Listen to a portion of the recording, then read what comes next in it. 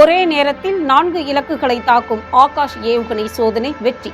ஒரே நேரத்தில் 4 இலக்குகளை தாக்கி அழிக்கும் திறன் வாய்ந்த ஏவுகணை அமைப்பை கொண்டிருக்கும் முதல் நாடு என்ற பெருமையை இந்தியா பெற்றிருக்கிறது.